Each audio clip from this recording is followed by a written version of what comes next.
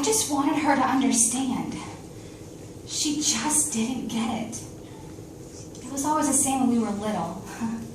She would follow me everywhere. She copied my hairstyles, tried on my clothes, always trying to grow up before her time. I never told her, but sometimes it was flattering to have her look up to me, wanting to be just like her big sister in every way. Of course, I wouldn't give her the satisfaction of knowing that I enjoyed it. She could never understand why I would chase her away, especially when he was around. I just wanted to protect her, shield her from the nasty realities of life. Ugh. Sometimes I would throw myself at him so he wouldn't look at her the same way he looked at me. I think it worked though. As far as I could tell, she was still so innocent and carefree. To be that way again. When she came here to this dirty, roach-infested apartment, it was to tell me how much the family missed me. She said Mom and Dad were in the car waiting to take me home. My heart jumped when I opened the door and saw her there. There was something not right about something so pure being in this place.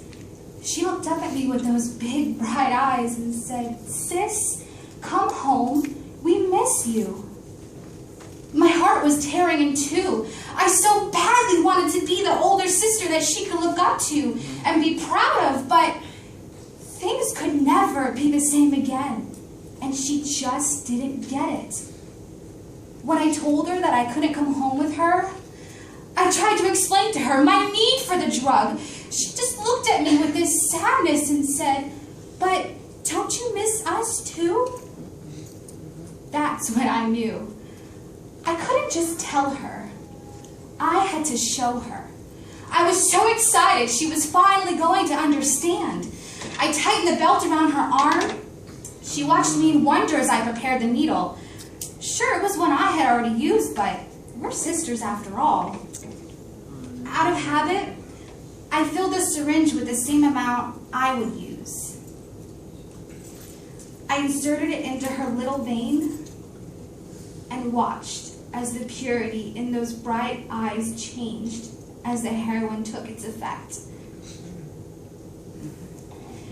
At first, everything seemed okay, but then it was like time started slowing down. The fear struck her like lightning. Her little body started convulsing, foam dribbled down her chin, and no matter how much I willed myself to get up and do something, I was stuck. All I could do was watch as the life drained out of her body. Her lips turned an eerie shade of blue. I can't tell you how long I sat there, not moving, not even sure if I was breathing. There was a commotion around me as my parents broke down the door and stormed in. "What have you done?" My mother just kept screaming in my face as she shook me. Still, nothing. Nothing. As they put that awful white sheet over her face and wheeled her out of my apartment. Nothing. As they committed me to the psych ward. Nothing. For months. Nothing. Until one day, this nurse came in to change me and give me my meds. She hummed an old familiar tune as she worked her way around my room.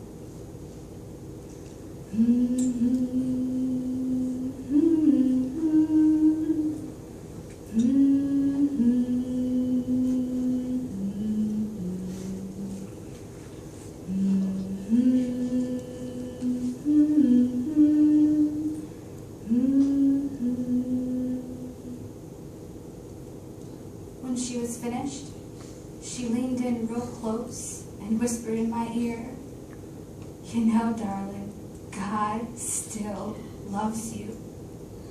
Doesn't matter what you've done or how lost you're trying to be in that mind of yours, God still loves you. You're never too far for him to find you. That's when it happened. One single tear streamed down my face, the first of many to follow. The simple truth that God still loved me, it broke through like a light in the darkness of my shame. When I was released from the hospital a few months later, I knew I couldn't go back to that life. I needed help.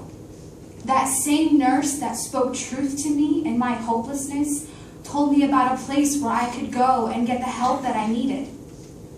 I picked up the phone and I heard the second set of the most hopeful words I had ever heard. Thank you for calling Teen Challenge, where life transformation happens. How can we help you?